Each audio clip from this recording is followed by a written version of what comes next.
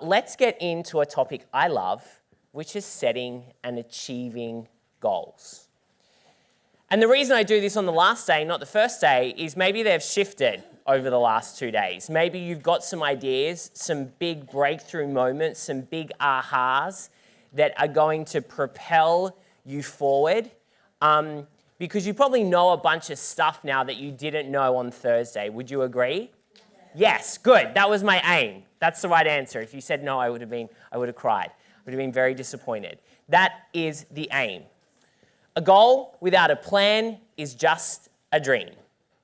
And I think that we do this a lot. We dream a lot, especially being creative human beings, which we all are. We dream and we want to do this and we want to do that and we want to do that. What we're pretty shocking at, honestly, is implementing and taking action. And that is because the role of a creative is really not to implement and take action. The role of a creative, of a visionary, is to come up with the ideas. Your business is probably where it is at due to the quality of the ideas that you have had and the people you have surrounded yourself that can take it out of your brain and can do the work. Really, really important. We would not be where we are at DSOA with our company and the growth that we've had without me surrounding myself with amazing doers, people that do the work.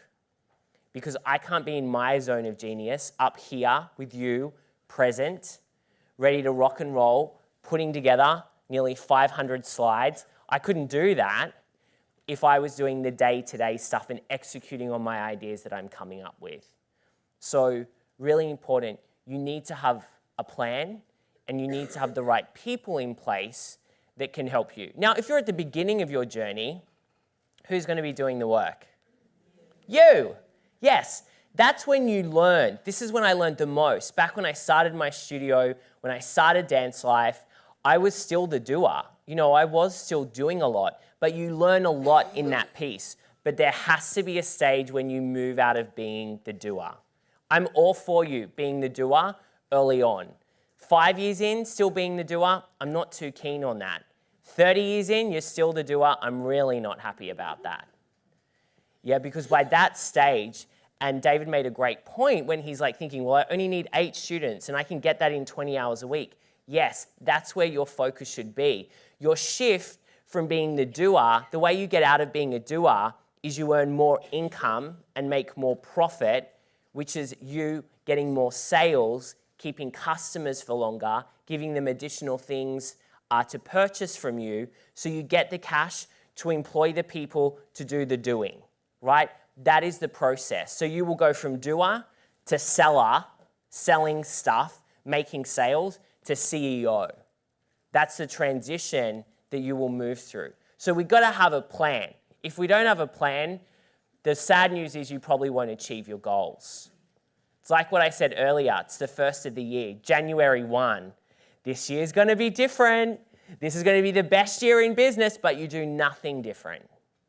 You just think that things are going to get better because it's a new year. We need a plan in place. So today we're going to go through an exercise which is about getting clarity on your 3-year vision. It is hard to get out of bed in the morning if you're not clear on where you want to be in 3 years. Why do you think a 3-year vision is important? That's a question. Sorry? Right. Exactly. You can plan better along the way, and the decision you make today isn't a today decision. You're making a decision that will get you closer to where you want to be in 3 years.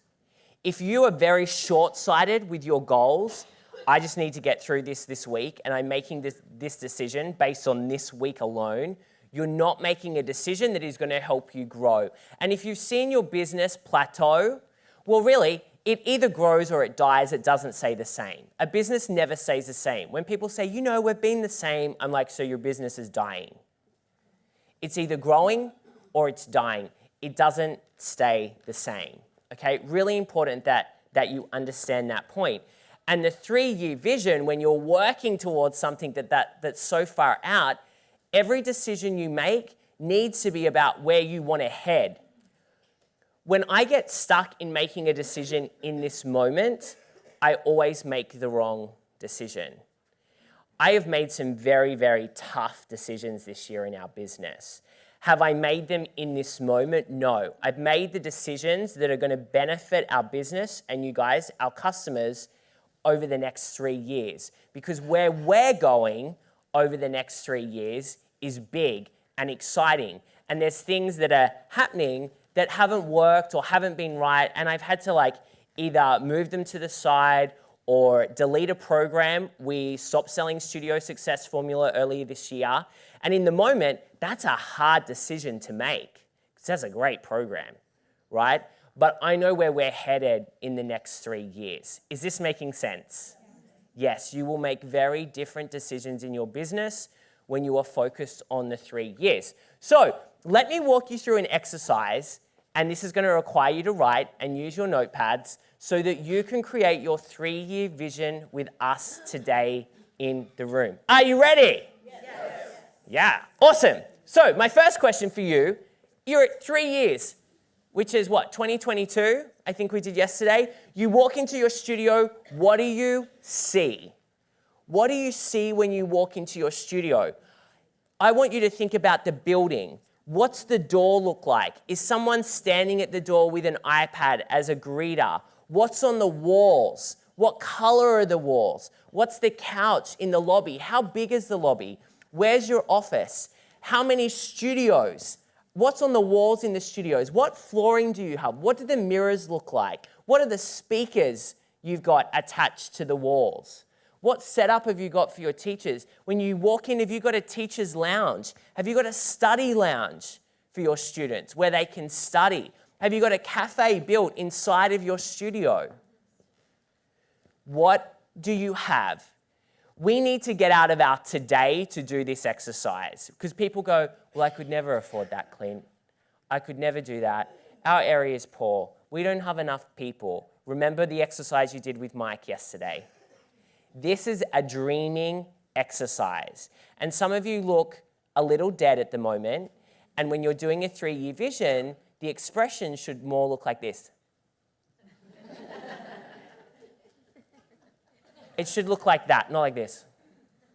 I love my 3-year vision. I'm so excited to get working on my 3-year vision. Can you tell? So can we all smile as we do our 3-year visions, please? This is an exciting process. Can you see how detailed I'm getting though? You need to visualize this. You guys are probably visual like I am. Are you visual? Yes. Yeah. You like the graphs. When I had the dot points, you're like, When I had the graphs, you're like, I'm the same. And so painting out the vision of your studio is important. Then, my recent vision board, I had an illustrator create the whole vision board. And I would encourage you to do that with your studio as well. And I look at it every single day because it's like right in front of my computer. But I would also encourage you to do that as well. Right, so that's your first question. Your next question. I walk into my dance studio and I hear. What do you hear? Depending on your studio, right? If I was to walk into a 5-star resort, spa, I'll probably hear like Enya, like the music Jesse was playing before. And there's like beautiful oils and everyone's like floating as they're walking. What do you hear? What do you hear in your studio? Give me some examples. What would you love to hear in your studio when you walk in the door? Laughter. Yes. What else? Phones ringing. Cash register. Cha-ching, cha-ching. What else? Music. What else? Happy parent. What do happy parents sound like? Silent. No, I'm joking.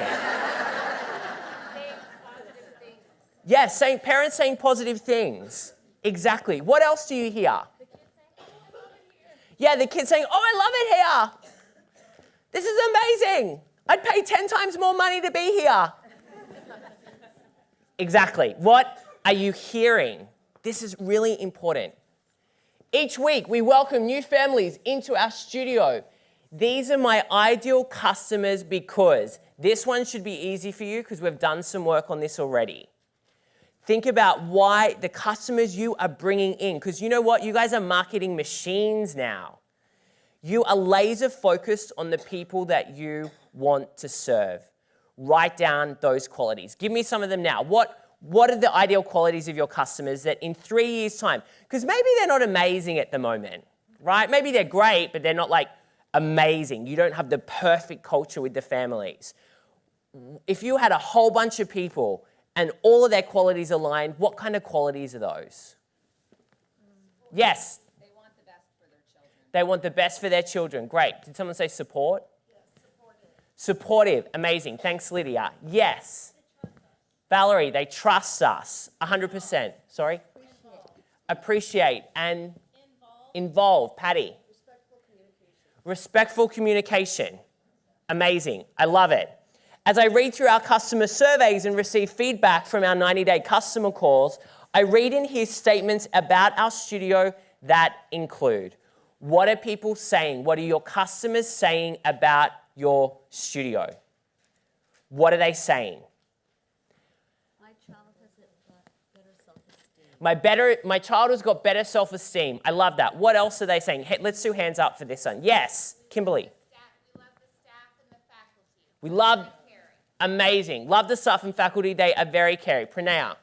Yeah, teacher has a lot of patience and always kind to you. Yeah, a lot of patience, always kind. Fantastic. Yes, Joy. We're the go-to. We're the go-to. Yeah, they're like, we go to the go-to studio. They're amazing. Yes, Katie. Worth every penny. Worth every penny. I'm going to add and more. Gwen. Great communication. Great communication. Yes. Willing to drive a great distance. Willing to drive a great distance to come to this place. Yes. It's like her second home. It's like her second home. Guys, come up with these. Come up with what you want your parents to say, because if you don't come up with them, they will. Right? And so when you come up with these, what this will do will completely shift the way that you market and the way that you treat your customers. Because you might be thinking, you might be operating at the moment in a way that isn't actually in line with what you want your customers to say, because you probably haven't done this exercise before. Right? Really, really crucial for you to be able to deliver your service you want, because when you deliver, when you know what you want them to say and you deliver, they'll say it back to you. And that's really, really powerful. My role as the CEO of the studio includes me working on only things that are in my zone of genius. I am working on. What are you working on? What is your zone of genius? What is it that you can do, only you can do, that nobody else can? This is one of the hardest questions to ask yourself. Believe me, I ask myself this question every 90 days after I go through an audit of my activities. And my favorite things to do is to delegate. One of my favorite things of all time is, what can I get off my plate so that I can continue doing the things that light me up and provide our customers with the most amount of value? Where am I most of service in the business? So hands up. I want to see who would love to share some of their zone of geniuses. I think that would be useful for us to hear as a group what some of our zone of genius is. Let's go, Jody. Shauna? I think my zone of genius is creating partnerships with other businesses. I would agree. Creating partnerships with other businesses. Shauna? My zone of genius is lead conversion. Lead conversion. 100%. What else? Hillary? I think my zone of genius is mentoring and leadership among my team and the students. Yep. Leading, mentoring team and students. Bonnie? Creating high-end programs. Creating high-end programs. I love it. Mary? My zone of genius is networking with community areas and other businesses in the area. Totally. Up here. Yes? My name is Sahar. Mine is Creating other revenue streams. I love that. That's great. Yes, Sarah? creating like a wow experience. Amazing. I love that. Yes? Building my staff and mentoring them so that I can delegate even more. I love it. Perfect. Get really laser focused on this. Make sure as well it's something that you enjoy. This needs to bring you joy and it needs to deliver value to the business, right? And if you're stuck on this, is anyone stuck on it? Yeah, if you're stuck on it, do an audit of your time. Do an audit of your time. 2 weeks, write down everything you do every 30 minutes and get clear on the things that you really don't like, get clear on the things that you really do love, and out of that list, what are the things that you love that only you can do? Really important. And we want to make sure that we're doing it about every 90 days going through that. 6, every time I recruit for new teachers and office staff, we get applications from people who? From people who? What kind of qualities? What kind of qualities are we looking for in our team? Let's yell some of them out. Loyal. What was the thing about children? Oh, love children. Totally. Committed. Organized. On time. Coachable. Engaging. Healthy, rarely sick. Kimberly, I've never heard that one, but that is a very important one. How do you ask that and not get in trouble? So, are you generally a healthy person? Can you keep a food log and can you share the food log with me every week? Are you heavy into partying and alcohol beverages? I think that could be legal depending on where you live. I love that. Are you generally healthy and rarely sick? That's a good question. That's one to ask in private. What else? Yeah. Generous. Oh, I think generous is a really important one. Kim was talking about, well, don't I get paid for that 5 minutes that I'm writing down that note that you just gave me? And I think, yes, we definitely want to pay our team for what they do. But if we feel like every time we're asking them to do something, they're like, well, can I get paid more for that? Can I get paid more for that? We need to look at, it's not just a value fit, but the reason why they're working. Shauna? Someone who's interested in working with more than your advanced seniors? Yeah. For teachers, that's a great tip. What about over here? Who's got, yes, up the back. Sorry? Compliant. Oh, Lynn, you won the cruise, by the way. You won the cruise. You weren't here for it, but you won the cruise. Yeah, well, I realized you weren't here on time, but thanks for joining us. You won the cruise. Don't worry, I still love you. Okay, great. Number 7, when I'm not around, I love what our team are saying about working for my studio. They are saying things like, what is your team saying about your studio? What are they saying? Yes. That we're modest. You're modest. Okay, what else have we got?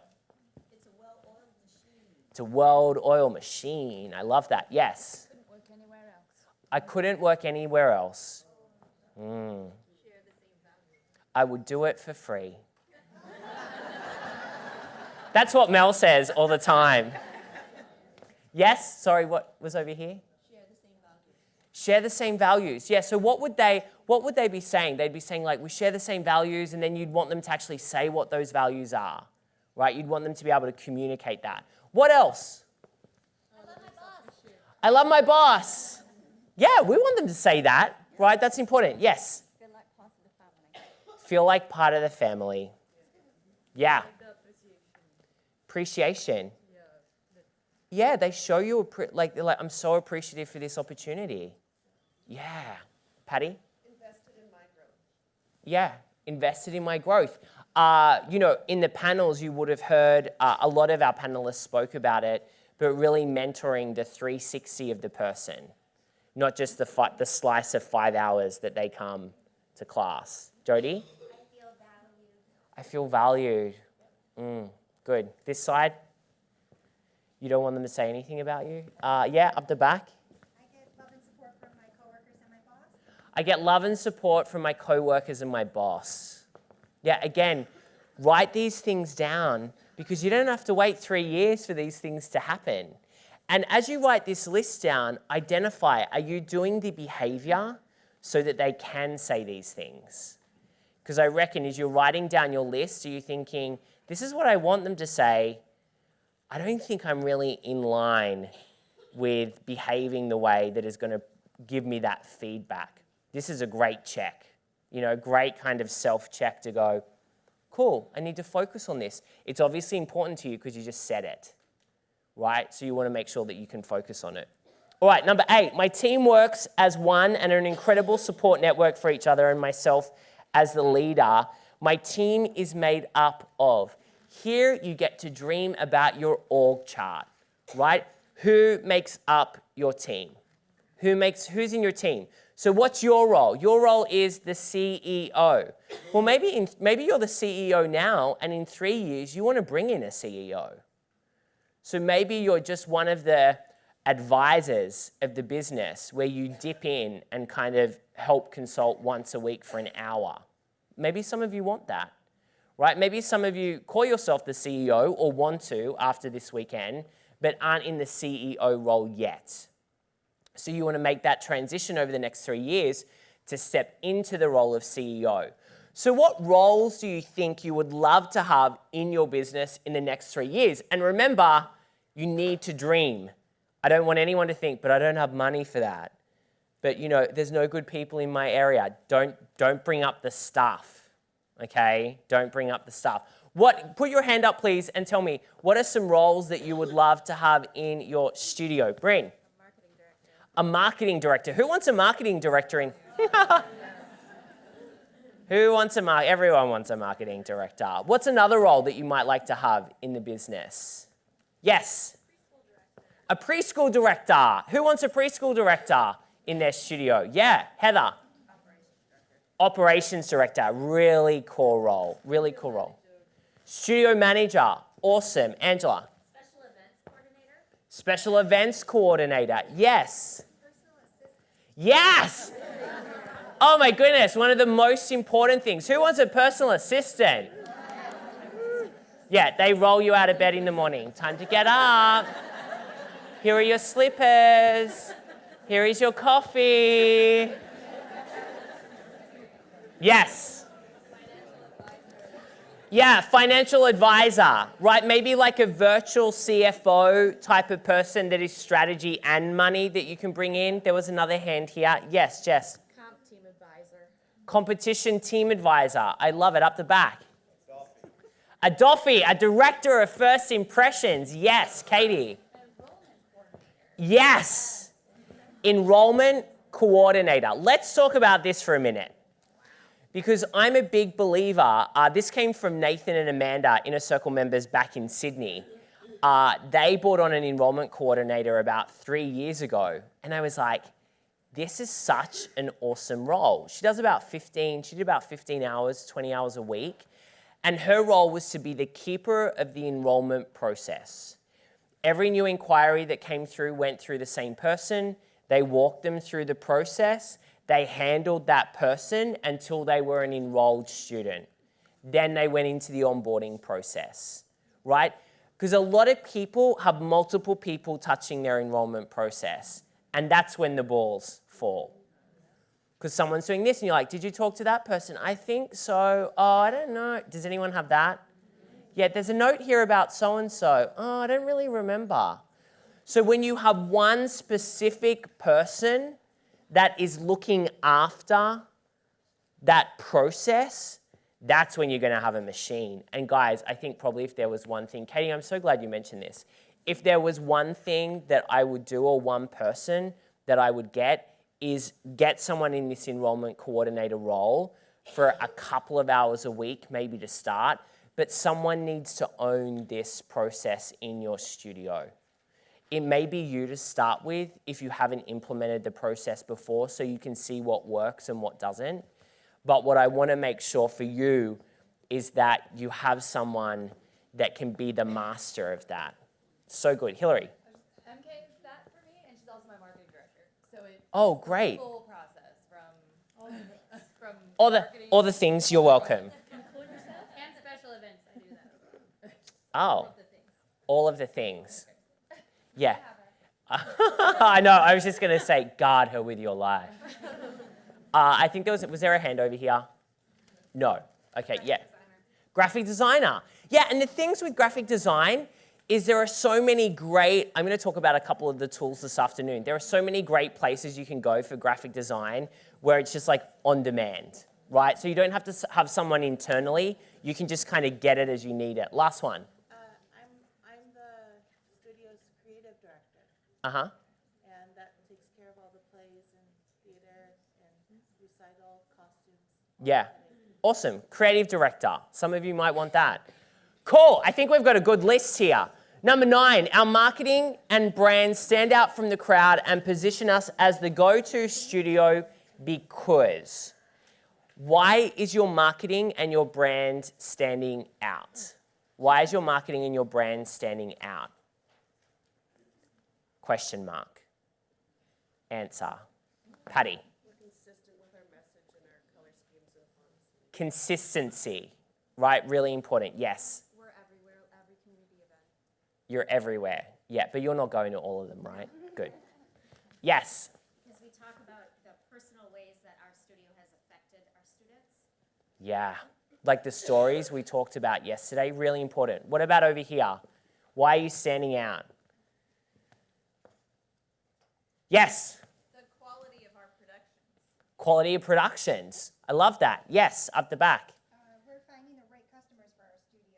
Finding the right customers for your studio. Yes. What else? What else is it? Yes. Nurture the entire family. I love that. What else? Yes. Because we have a specific plan and curriculum that we're following. It's not just, Come in and let's do whatever we want today. Yeah. because of the experience we provide. Yeah. I love your t-shirt. Yes. Communication. Communication with in different ways, Yeah. written, put it on the student Totally. Diverse way of communicating. Yeah. Written, voice, video. Message. Yeah. Getting out there in multiple ways through multiple mediums. Important. Money. I know we have not talked a lot about this over the last 2 and a bit days. But I want you to, we're not going to share this one, it's okay. But I want you to write down in 3 years' time, 2022, what is your revenue and what is your profit margin? What revenue are you making and what profit margin do you have in your business? So if you're at, let's say, 200,000 at the moment, where do you want to go in 3 years' time?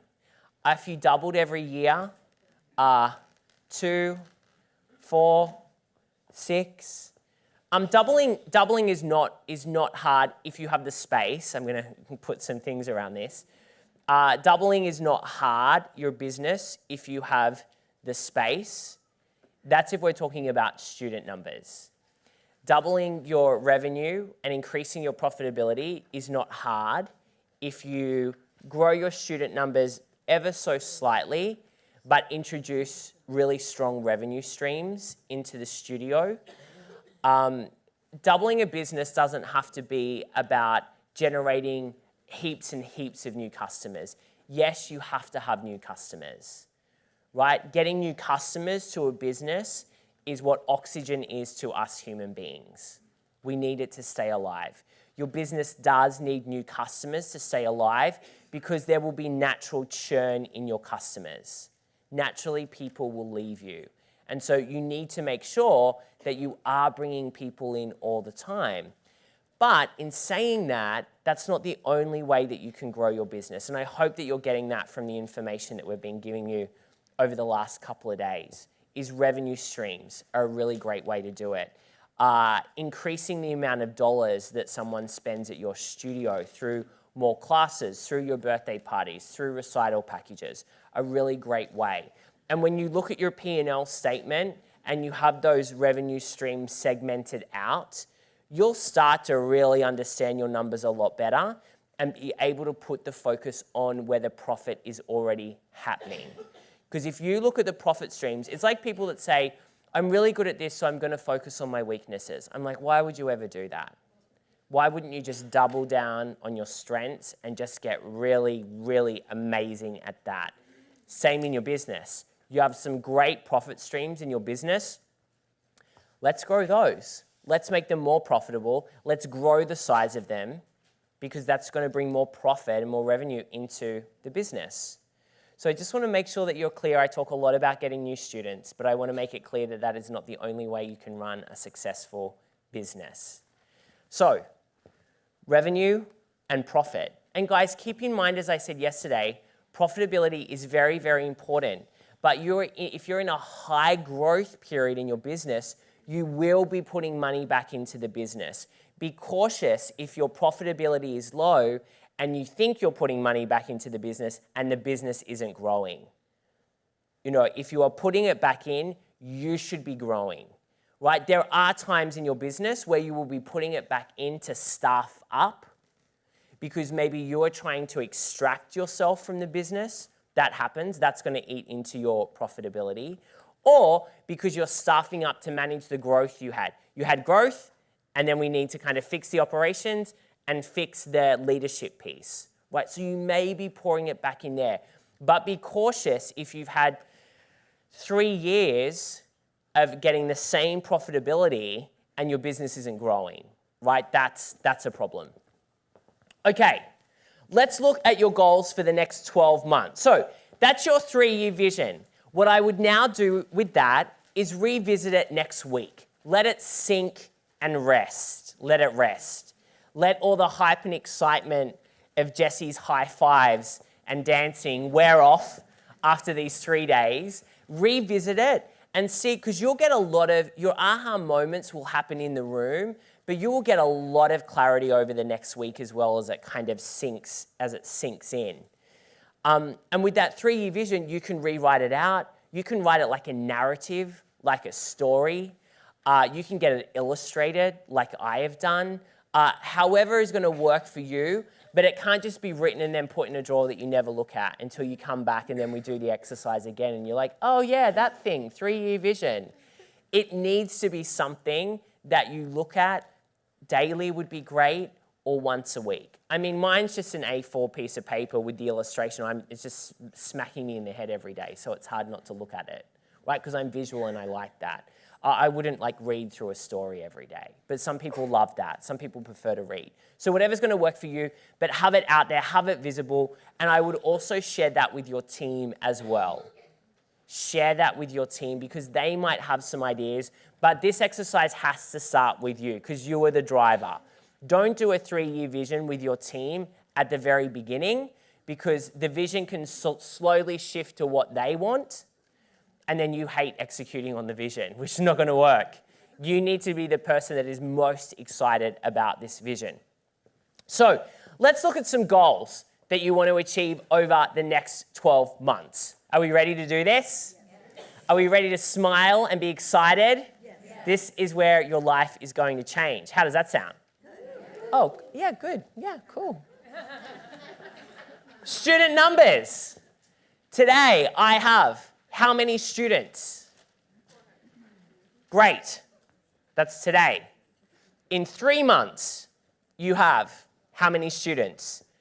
In 6 months from today, you have how many students?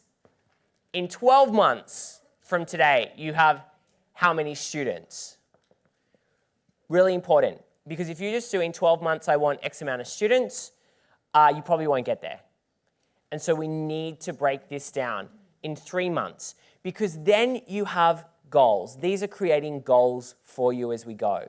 So at the 3-month mark, you know in the next 3 months, you have to get 100 new students. So you have that number. Rather than 12 months, because we know when we set 12-month goals, it's like the 1st of December, and we're like, okay, now I should maybe start, not eating hamburgers. Bring back the kale, right? And so we need to make sure we are breaking them down every quarter to ensure we have something to work towards that isn't too far away that we disengage from the goal, but it is close enough so that we can feel it and feel inspired to take action and achieve the goal. Who wants to share what their goals are? I'd love to kind of hear this. Okay, let's get the catch box. Because guys, if you just did this exercise and you looked at the 12-month goal and was like, oh yeah, I could do that, it's not big enough. It's not big enough. If you don't feel sick and uncomfortable and like, ugh, about your 12-month goal, it's not big enough. If you're like, we could totally smash that, it's not big enough. You don't set a goal because you know you're definitely going to be able to achieve it. Cool? Okay, who asked for it? Heather. Look at that. Stand up, please. Okay. Do you want to go through all? Yeah, just go like 3 months this, 6 months this. So today we have 112. In 3 months I went 150, 6 months 200, and 12 months 250. Great. Yeah. Does that make you feel uncomfortable? A little bit, yeah. Yeah. I'd maybe like turn it up just a little bit more. I know you would. One more share. Who wants to share their numbers with us, please? Over here. Let's come over here. Awesome. Oh, no. We can do two. We can do two kind of throws if you want. No one's really ready though. Make your decision. Annie, you got to be looking. I'm writing my goals. Leave me alone. Yes. Okay, because we all want more students. I have 2,800 students. In 3 months, I want at least 3,000. 6 months, at least 3,300. And by 12 months, I want 3,500. Woo! I love that goal. Round of applause. Yeah. I'll take it. I'll take it. Awesome. That's great. And the crowd goes wild for 3,500 students. Yeah, these guys are incredible. These guys are incredible. Okay, so guys, hands up in the air, hands up in the air. Darby, I hear you laughing, I think. Class capacities. How full are your classes? How full are your classes? So when I say today, you're like, at the moment, we haven't done re-enrollment, I have no students. We're going to fix that this afternoon, by the way. But right now, just base it from the numbers that you had before the season ended, right? What was your class capacity at then, right? Where do you want it to be in 3 months? Where are your class capacities in 6 months? Where are they in 12 months? Who would like to share their class capacities? Looking for a volunteer. Who wants to be a volunteer? Who's going to share their capacities with us? Someone over here, actually. Yes, Alana. Thank you. It's my volleyball days. Hey guys, so I'm really lucky because I literally sat here and went, oh, I don't know what my classes are full. But next to me, I have my admin who goes, I can tell you, we have 115 students, we're this much full. So I'm really happy about having that kind of support. Today, I would say that they are, when I started my studio 2 years ago, they were probably 1% full. And I would say that today, they're probably 40% full, and my goal is for 75% full. So walk me through. 40% full today in 3 months. I'm going to want 75% full. And then in 6 months? 90% full. And then 12 months? I'm going to have another studio. Yeah! That's amazing. And this is what happens. When you do these goals, things start popping in your head like, oh, we don't have space for that. We don't have space for that many students. Now, when you filled out your student numbers, if your space was a constraint on your goal, that's a problem, right? If you're like, oh, but Clint, I can only fit another 200 students in my studio, so that's my max goal. You'll probably only get to 200 students. Having a lot of students is actually a good problem. You'll find a solution for it, but make sure your space is not the constraint on the goal, because you will work it out, right? Like dream big, you will work that stuff out. Cool? So don't put barriers on this dreaming that we are doing. There's something called your wage. I'm going to explain this one because it's a very foreign concept maybe to some of you. This is money. Money are things that we do a transaction with. This is the money that you pay yourself. I'm going to talk about a wage. I'm not going to talk about distributions because that's a whole accounting piece, and it depends how your accountant has set up your company and your structure and what's going to be good. So we're just going to talk about a wage for now because I don't know your individual situations. I'm a big fan of you paying yourself a monthly wage. Hands up if you pay yourself a monthly wage. Let's look around the room. It's probably a little less than 50%, I would say. You need a regular monthly wage. Clint, I can't afford it. Pay yourself $50 a month. You have to pay yourself something. If you are not paying yourself a wage, you will feel very, very devalued because you are doing a whole lot of work. And passion, oh, but Clint, I love it. I love it. I've never spoken to a studio owner that has had their studio more than 5 years that loves their studio still and they're not getting paid. Yeah, that will drive you maybe the first couple of years, maybe 2, pushing 3. But after that, you'll probably become pretty bitter about running your business. So you need to give yourself a wage. Like I said, I don't mind what the amount is. You also need to make sure that you pay yourself your wage first before you pay anyone else.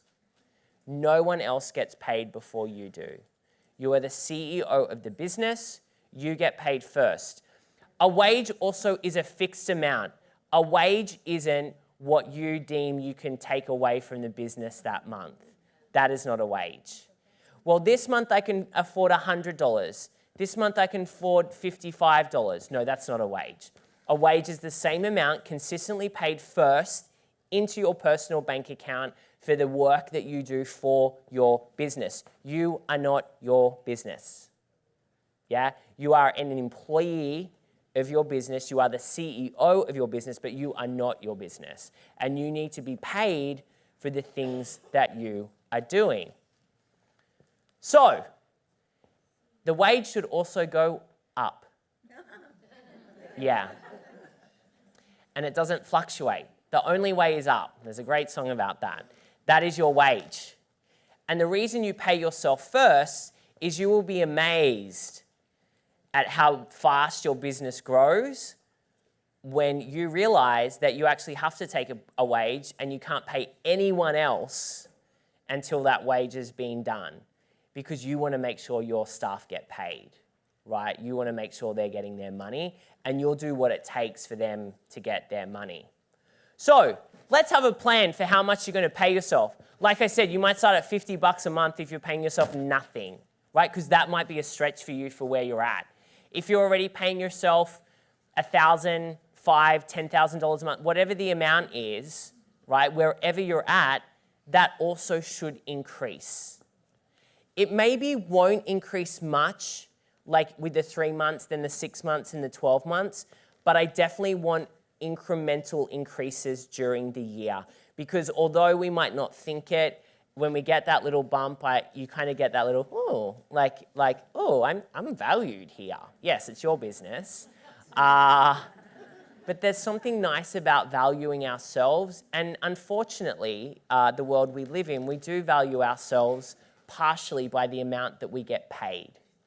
And as you pay yourself more, your confidence goes up, your abilities go up. It's amazing what an extra $50 a month in your account will do for you.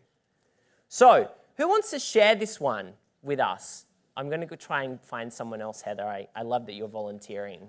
I'll share the 12 month. You'll share the 12 month. Okay. Speaking to my hand. Come on. All right, so, we're trying to grow. All right, so within the next 3 months, we would like to pay ourselves $6,000 a month.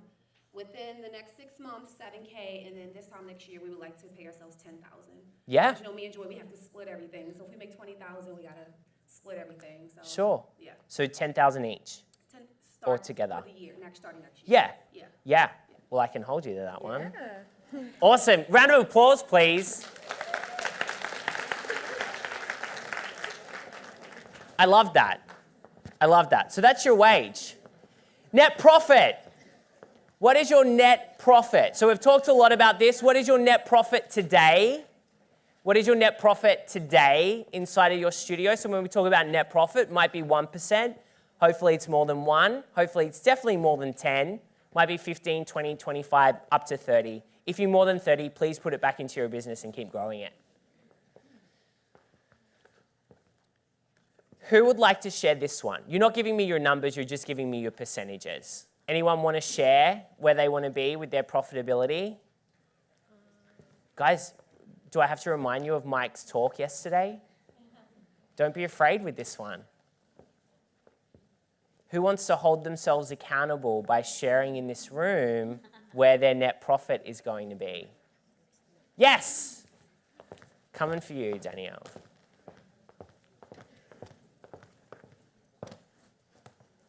Currently, my net profit is 20%. I'd love it in 3 months to be 30, really. In 6 months, I'd like 35% and 12 months, 40%. Wow. That's big profit. I'd put 10 of that back in to grow or into a, I'm sure you're doing great things with your money in terms of making it work for you, but that could be an extra 10% you invest. Mariana? Oh, yes. Catch. So we are one of those examples of a studio that was getting a really good net profit a few years ago, and we are investing all of that back. Yeah. So we're growing. So last year was really shocking because it was really low. We went from a nice 30% to a 6%. But it's because we're investing everything into a new location, growing. Right. It's scary, but it would be scarier to stay the way we were. Yeah. So, yeah, hopefully for the next 3 months, we'll slightly start going back to a 10, 15. Yeah. Eventually, in 12 months, be back to our nice, steady 20. 20. I love it. That's great. Ooh. That's a really great example of someone that has had their 30% net profit, and a lot of people are just comfortable staying there, right? Oh, this is good. I'm making more money. This is a great place. But you know that you want to go further, right? It's that potential that's like bursting out of you of like, I know this can be bigger. I know there's more that we can do here. So reinvesting that in for a couple of years, and then the net profit goes back up because you've grown the business, right? I love that example. Thank you for sharing. Teaching hours. I don't know why I'm talking into this. I don't need to. Teaching hours. Okay, so teaching hours. The amount of hours you are teaching. I'm making an assumption that maybe some of you in the room are teaching more hours than you should be. As the CEO of your business, I am not opposed to you teaching. People come up and say, don't get mad at me, I'm still teaching. And I'm like, no. Like that's not my view around you teaching. I'm happy if you're teaching 2 hours a week and that brings you the most amount of joy and you would do it for no money, right? I want you to do that because that lights you up, that fulfills you. I don't want you taking classes that you have to take because you don't have a teacher, or classes that you have to take because you think you can't afford a teacher, right? I don't want you doing those classes. So how many hours are you teaching at the moment? And guys, you'll say like none. I know, because it's summer or whatever. But how many are you teaching for your schedule coming up in fall? How many hours are you teaching? Does that look different in 3 months? It might not. Does it look different in 6 months? You probably can make some changes in 6 months. Does it look different in 12 months? Yes. I don't want you to get caught in the trap of like, just one more season of me teaching these classes. Just one more season of me teaching these classes. Has anyone been caught in that story before? Yeah. Just one more. You got to make but I don't want to interrupt the season. It's halfway through. Yeah, there's always an excuse. There's a transition plan with a new teacher. It's a 6-week plan that I teach. The quick version is 2 weeks of you teaching, the new teacher watching, 2 weeks of team teaching, 2 weeks of them teaching, you watching, right? It's a 6-week period. The time where there's trouble is when you get a new teacher and like you're out, the new person's in and they just start. That's a problem. right? And that's what most of you think is the only option. No, you can transition for at least 6 weeks, maybe longer. Yes, you're paying that person for those 6 weeks and you're doing it. But in 6 weeks, you won't be in the class anymore and the parents won't care. Because there has been that transition, you have talked about the new teacher coming in, you have promoted the new teacher coming in, you've been very intentional creating like a mini marketing campaign around the new teacher that's coming in, right? You don't have any problems. So I'm going to keep kind of moving forward in this. Working hours. I heard some noise just then when I said that. How many hours a week are you working? And don't say all the time. Because let's get really clear. Being on Facebook is not working. Watching Anthony's video on Facebook is not working. I'm talking about real work here. I'm talking about when you put the timer on for an hour and you do work. I'm not talking about you spending 4 hours in email, in Facebook Messenger, on Instagram, answering phone calls. I'm not talking about that work. I'm talking about like real work. Real work. The stuff that we've talked about. Real work is the marketing piece. Real work are the CEO tasks that you should be doing. Real work is I'm going to block out an hour and be really intentional in my time. And in that hour, if it's emails and it's phone calls, that's okay. That's okay. But you've done the time. You haven't just sat there for 8 hours during the day keeping busy, cleaning your desk. That's not real work. So it's any time that is intentional during your week. That is real work. That's what I want you to focus on. So think about how many hours a week are you working? And I want you to make that, I want you to see the difference in that. Yeah? There's a guy called Dan Sullivan, and he has this great concept, which is around buffer days, focus days, and free days, right? And you label the days. So a buffer day or a buffer half day is where you're doing things like emails, getting back to people, talking to your team, right? Getting the stuff moving, those things that we have to do but we really don't want to do. Focus days are for the stuff that I just talked about. Deep work, intentional work, marketing plans, strategic partnerships. Maybe it's creating curriculum if that's your zone of genius. Whatever your zone of genius is, that's what you do during focus days. Free days, can you guess what you do on a free day? Nothing related to the business. Nothing related to the business. Guys, that's your decision. Like, you are running a business, you decide if it's a free day. Some of you, but Clint, I couldn't. Yeah, you could. You just decide it's a free day and you don't do any work. And so I love that concept. Dan Sullivan, buffer days, focus days, and free days. So you may want to include that in as you kind of map out your calendar. Free time. We just talked about it, but we need to put it down as a goal because sometimes we forget. How many hours do you have free time a week? Or how many days do you have of free time? Guys, free time is not exhausted on the couch watching Netflix where like the family's on iPads and whatever and everyone's just like, Mom, you're dribbling. Oh, sorry. No.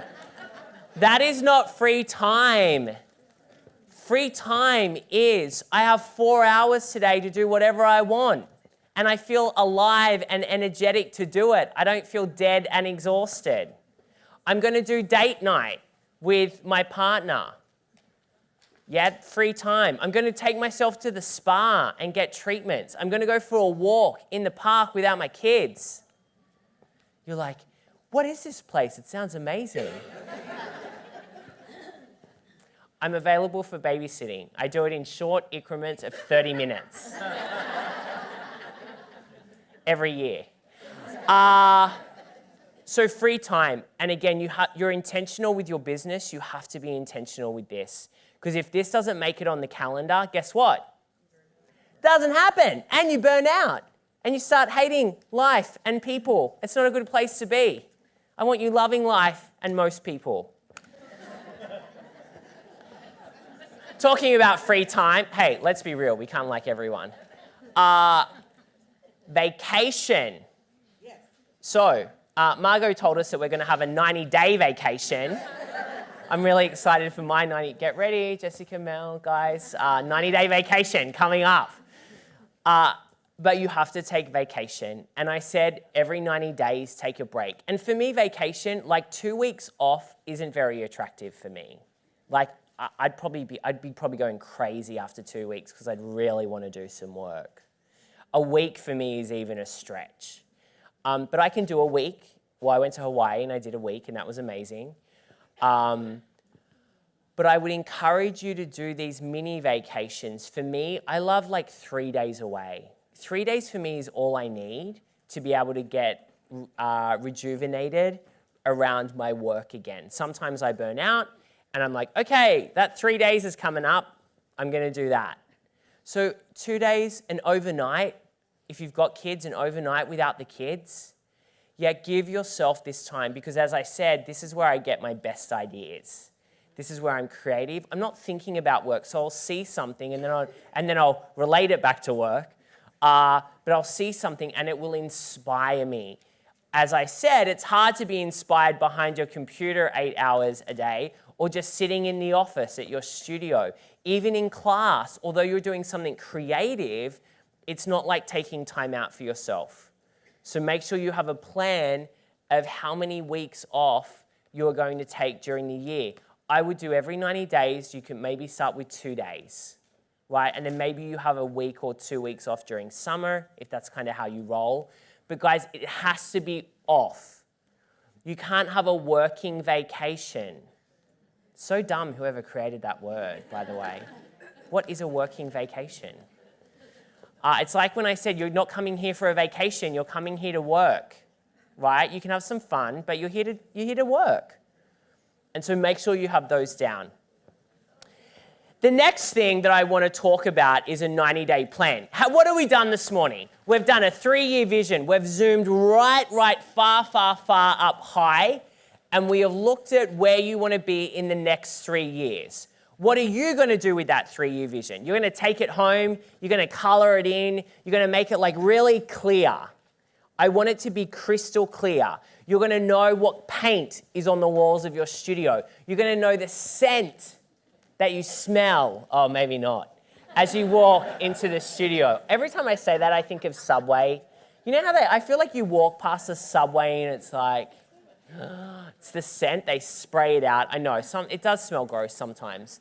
But I want you to know every single detail, right? Every single piece of your 3-year vision needs to be absolutely high definition. You can see every single wrinkle. I want that level of clarity on the 3 years. Are we good with the 3-year vision? Yes. Awesome. We then talked, what did we just do then? We did our 12 months, correct. We did our 12-month goals, and then we broke them down. So we're already getting a sense of 90-day blocks of time. The foundation of everything that we do at DSOA, drilled really deeply down in the inner circle, is we do 90-day planning sessions every 90 days because you need to recalibrate and get set for your next sprint. 90 days is a sprint. When you finish the sprint, ideally, you then want to celebrate, right? Because you've nailed your goals. You've gone to Hamilton. You've done fun things, right? Because you've achieved those goals. And 90 days is a great way to do it. So what I want to do is I want to share with you quickly. So this in the inner circle takes me 90 minutes to go through, right? We don't have 90 minutes. I have 5. So I am going to go through this so that you can take the surface level of it and apply it. So when we look at our 90 days, we break them up into growth, freedom, and empire. Everything we do here at DSOA is in these 3 categories because these 3 categories provide you with the resources you need to get to that next stage. So the first one, growth. What is growth about, ladies and gentlemen? Attract. Enroll, retain. Yes, it's on the screen, but I made it smaller today. so that I can really make sure that you're thinking as we're going through this. So growth, one of my favorite pillars. This is where you can get massive growth in your studio by attracting students, getting them through the door, by enrolling them, and my favorite, by keeping them forever and ever. Well, until they're 18 and then they're annoying, then you kick them out. No. A really impactful pillar to focus on. And so what I would love you to do is come up with a goal for each of these for the next 90 days. What is your attract goal? What is your enrollment goal? What is your retention goal in the next 90 days? We then go down to freedom goals, and freedom is all about plan and systemize and, yes, what's that last word again? Profit.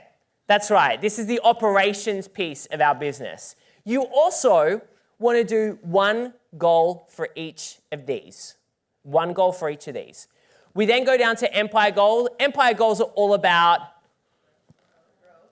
no, leadership. Close. Yes, you're right. Growth and leadership. Growth and leadership. Yeah. So the first thing we're focused on is growth. The second thing is, I'm sorry, what was that? Mentoring. And the third one is communicate. The way that we communicate. You're going to have a goal for each of those. So how many goals then do you have? 9. Oh, that sounds dreadful, doesn't it? 9 goals. Why are 9 goals not a good idea to go after in 90 days? It's way too much. How many goals do you think are the perfect number for 90 days? 3. How did you know that? Because I've talked about it 100 times this weekend. That's right, 3 goals. You're going to pick your big 3 that you want to focus on. So this is a process. We go through your 9 that you want, and then I'm like, guess what? You can't have them. Pick 3. And you're like, oh, you complain, and then I say, get over it, pick 3. And you pick 3, and we go through and work out through prioritization which 3 you're going to focus on for the next 90 days. Then you laser focus on your 3 goals, and you do nothing else but that. You're like, what? But I got to run the business. This is where your deep work goes. Your deep work goes into your 3 goals. So I hope you have written down, I know, like I said, 90 minutes generally, 5 minutes we've done this in. 3 goals I want you to have written down now, right? What are the 3 goals that are popping out to you that you would love to achieve for the rest of August, September, and October? What are those 3 goals? Oh, let me tell you about these things. Oh, a SMART goal. Who knows what a SMART goal is? A SMART goal means that your goal is specific, measurable, achievable, realistic, and time-bound. Right? You want me to say it again? Yes. Want me to say it in Japanese? No. I can't. So all I can say in Japanese is "Suki kumoku wa nan desu ka?" And that means, what is your favorite subject? That's the only thing I remember from school. Specific, measurable, achievable, realistic, time-bound, SMART goal. Specific, measurable, achievable, realistic, and time-bound. And on the side, because we want to make sure that you really push yourself and feel a little bit sick about these goals, is that you have the good version of the goal. So let's say it's a student attraction goal. I want 50 new students in the next 30 days. 90 days. Anyone want 50 new students in the next 90 days? Cool, you can use this. If you said your goal was 50, put that in good. And then I want you to take it up a notch. Well, what would be like make me feel a little queasy? 75. Okay, I'm going to put that in my awesome goal. And then my KIOOTP goal, which is my knock it out of the park goal. You're like, what does that stand for? It wouldn't fit in the thing, knock it out of the park. Knock it out of the park goal is 100. You don't have to have that goal. You pick your own. but have 3 goals. And then guys, your focus for 90 days is to run your business and use your focus days and your deep work time on achieving these 3 things. Let me give you a tip.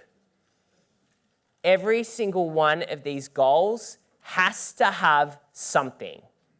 It has to have something for you to get really close to achieving it or absolutely achieving it. What do you think that number one thing, Inner Circle members don't answer.